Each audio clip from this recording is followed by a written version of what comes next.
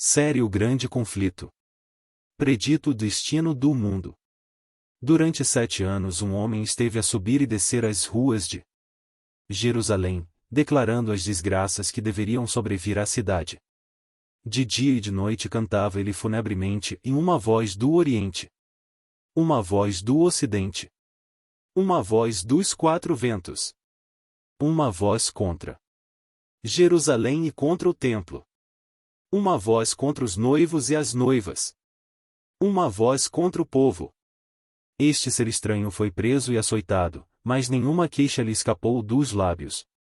Aos insultos e maus tratos respondia somente e ai! Ai de Jerusalém! Ai! Ai dos habitantes dela! Seu clamor de aviso não cessou senão quando foi morto no cerco que havia predito. Nenhum cristão pereceu na destruição de Jerusalém. Cristo fizera a seus discípulos o aviso, e todos os que creram em suas palavras aguardaram o sinal prometido. Quando virdes Jerusalém cercada de exércitos, disse Jesus, sabei que é chegada a sua desolação. Então, os que estiverem na Judeia, fujam para os montes, os que estiverem no meio da cidade, saiam. Lucas capítulo 21 verso 20 e 21. Depois que os romanos, sob Céstio, cercaram a cidade, inesperadamente abandonaram o cerco quando tudo parecia favorável a um ataque imediato. Os sitiados, perdendo a esperança de poder resistir, estavam a ponto de se entregar, quando o general romano retirou suas forças sem a mínima razão aparente.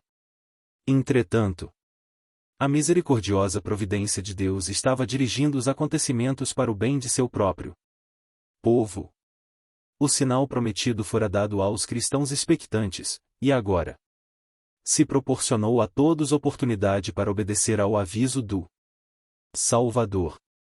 Os acontecimentos foram encaminhados de tal maneira que nem judeus nem romanos impediriam a fuga dos cristãos. Com a retirada de Céstio, os judeus, fazendo uma surtida de Jerusalém, foram ao encalço de seu exército que se afastava e, enquanto ambas as forças estavam assim completamente empenhadas em luta, os cristãos tiveram ensejo de deixar a cidade. Nesta ocasião o território também se havia desembaraçado de inimigos que poderiam ter se esforçado para lhes interceptar a passagem. Na ocasião do cerco os judeus estavam reunidos em Jerusalém para celebrar a festa dos tabernáculos. E assim os cristãos em todo o país puderam escapar sem ser molestados. Imediatamente fugiram para um lugar de segurança à cidade de Pela, na terra de Pérea, além do Jordão.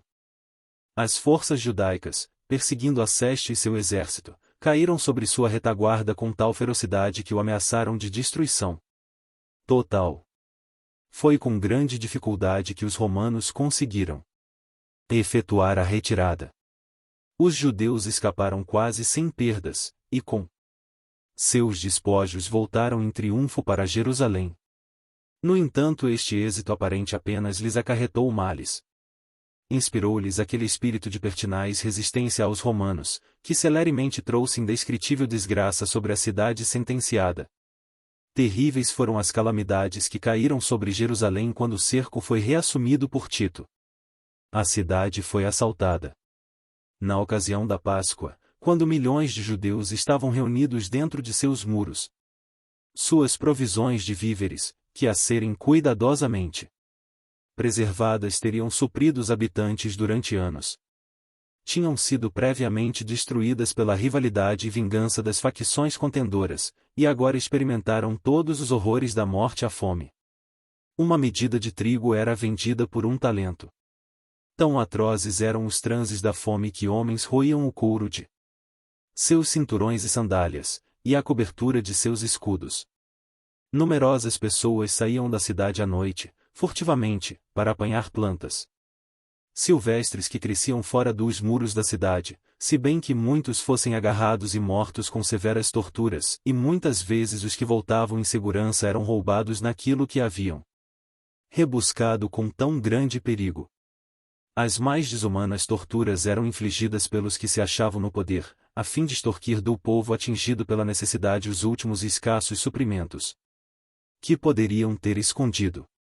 E tais crueldades eram frequentemente praticadas por homens que se achavam, aliás, bem alimentados, e que simplesmente estavam desejosos de acumular um depósito de provisões para o futuro.